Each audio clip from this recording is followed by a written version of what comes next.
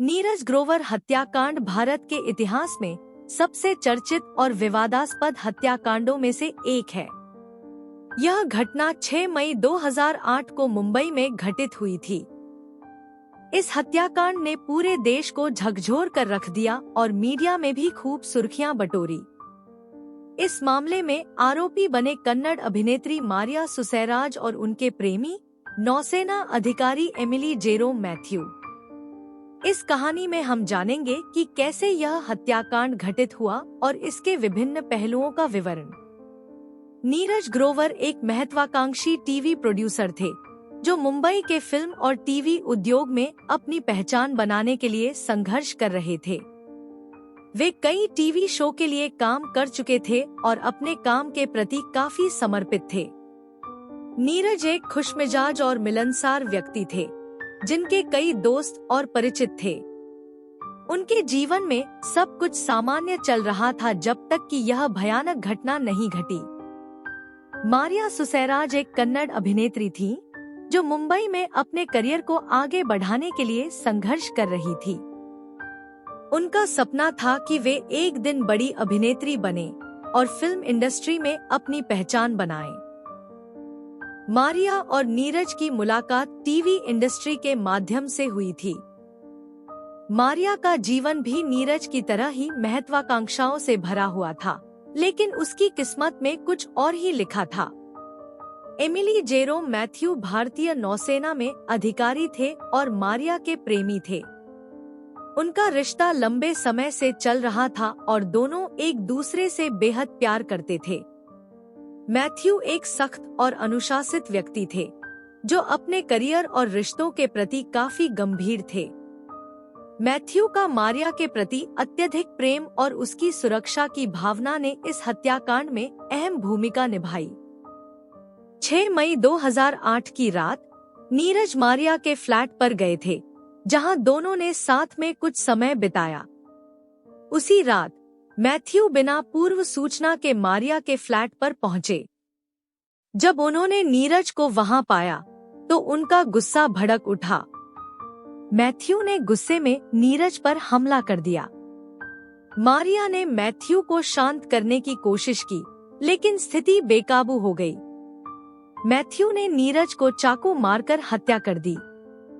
इस घटना के बाद मारिया और मैथ्यू ने मिलकर नीरज के शव को ठिकाने लगाने की योजना बनाई। मारिया और मैथ्यू ने नीरज के शव के टुकड़े टुकड़े कर उसे प्लास्टिक के बैग में भर दिया। इसके बाद वे एक सुनसान इलाके में जाकर शव को जलाने की कोशिश की। इस घिनौने कृत्य को अंजाम देने के बाद दोनों ने अपने घर लौटकर सामान्य व्यवहार किया, मानो कुछ हुआ ही न हो। नीरज के दोस्तों और परिवार ने जब उनसे संपर्क करने की कोशिश की और सफलता नहीं मिली, तो उन्होंने उनकी गुमशुदगी की रिपोर्ट पुलिस में दर्ज कराई। पुलिस ने जांच शुरू की और नीरज के फोन रिकॉर्ड्स के आधार पर मारिया सुसैराज और मैथ्यू तक पहुंचे। पुलिस ने मारिया और मैथ्यू से पूछताछ की और उनकी कहानियों में असंगति पाई। कड़ी पूछताछ के बाद दोनों ने अपना अपराध कबूल कर लिया। मारिया और मैथ्यू को हत्या और सबूत मिटाने के आरोप में गिरफ्तार कर लिया गया। पुलिस ने घटनास्थल से सबूत जुटाए और नीरज के शव के अवशेष भी बरामद किए। यह मामला अदालत में चला और मीडिया में खूब सुर्खियां बटोरी। 2011 में मुंबई की एक अदालत ने मारिया सुसैराज को सबूत मिटाने के आरोप में 3 साल की सजा सुनाई, जबकि मैथ्यू को हत्या के लिए 10 साल की सजा दी गई। मारिया को हत्या के आरोप से बरी कर दिया गया, जिसने जनता में नाराजगी पैदा कर दी। नीरज ग्रोवर हत्याकांड ने समाज में कई सवाल खड़े किए। यह घटना दिखाती है कि कैसे गुस्से और ईर्ष्या की वजह से किसी की जान ली जा सकती है। इस हत्याकांड ने न केवल नीरज के परिवार और दोस्तों को गहरा सदमा पहुंचाया, बल्कि समाज को भी सोचने पर मजबूर कर दिया कि हमारे आसपास कितनी हिंसा और असुरक्षा है। इस विस्तृत कहानी ने नीरज ग्रोवर हत्याकांड के हर पहलू को गहराई से उजागर करने की कोशिश की है।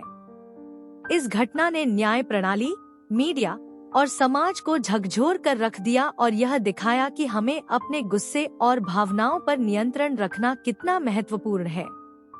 नीरज ग्रोवर का जन्म 1981 में एक मध्यम वर्गीय परिवार में हुआ था। उन्होंने अपनी शिक्षा पूरी करने के बाद मुंबई का रुख किया, जहां उन्होंने टीवी इंडस्ट्री में अपना करियर बनाने का सपना देखा। नीरज की मेहनत और समर्पण ने उन्हें कई टीवी शो के प्रोडक्शन में काम दिलाया। वे एक खुशमिजाज और मेहनती व्यक्ति थे, जिनके पास अपने काम को लेकर कई सपने थे। मारिया सुसैराज का जन्म 1980 में एक कन्नड़ परिवार में हुआ था। उन्होंने अपनी शिक्षा पूरी करने के बाद अभिनय की दुनिया में कदम रखा।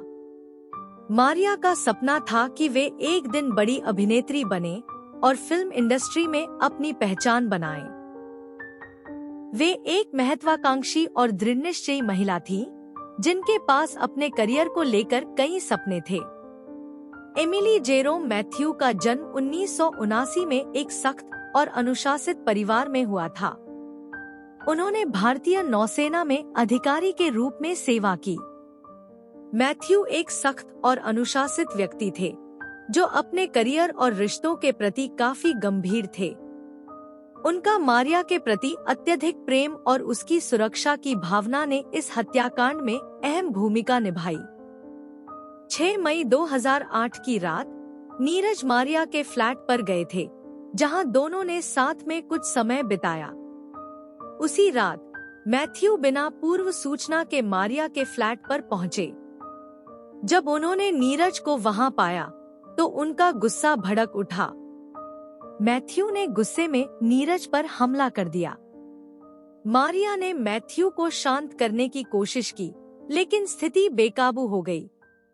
मैथ्यू ने नीरज को चाकू मारकर हत्या कर दी। इस घटना के बाद मारिया और मैथ्यू ने मिलकर नीरज के शव को ठिकाने लगाने की योजना बनाई। मारिया और मैथ्यू ने नीरज के शव के टुकड़े टुकड़े कर उसे प्लास्टिक के बैग में भर दिया।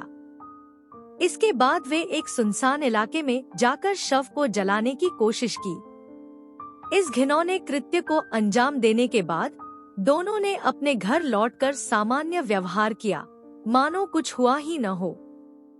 नीरज के दोस्तों और परिवार ने जब उनसे संपर्क करने की कोशिश की और सफलता नहीं मिली, तो उन्होंने उनकी गुमशुदगी की रिपोर्ट पुलिस में दर्ज कराई। पुलिस ने जांच शुरू की और नीरज के फोन रिकॉर्ड्स के आधार पर मारिया सुसैराज और मैथ्यू तक पहुंचे।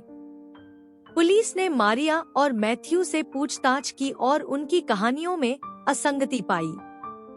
कड़ी पूछताछ के बाद दोनों ने अपना अपराध कबूल कर लिया। मारिया और मैथ्यू को हत्या और सबूत मिटाने के आरोप में गिरफ्तार कर लिया गया। पुलिस ने घटनास्थल से सबूत जुटाए और नीरज के शव के अवशेष भी बरामद किए। यह मामला अदालत में चला और मीडिया में खूब सुर्खियां बटोरी। 2011 में मुंबई की एक अदालत ने मारिया सुसैराज को सबूत मिटाने के आरोप में 3 साल की सजा सुनाई, जबकि मैथ्यू को हत्या के लिए 10 साल की सजा दी गई। मारिया को हत्या के आरोप से बरी कर दिया गया, जिसने जनता में नाराजगी पैदा कर दी। नीरज ग्रोवर हत्याकांड ने समाज में कई सवाल खड़े किए। यह घटना दिखाती है कि कैसे गुस्से और ईर्ष्या की वजह से किसी की जान ली जा सकती है। इस हत्याकांड ने न केवल नीरज के परिवार और दोस्तों को गहरा सदमा पहुंचाया, बल्कि समाज को भी सोचने पर मजबूर कर दिया कि हमारे आसपास कितनी हिंसा और असुरक्षा है। इस विस्तृत कहानी ने नीरज ग्रोवर हत्याकांड के हर पहलू को गहराई से उजागर करने की कोशिश की है।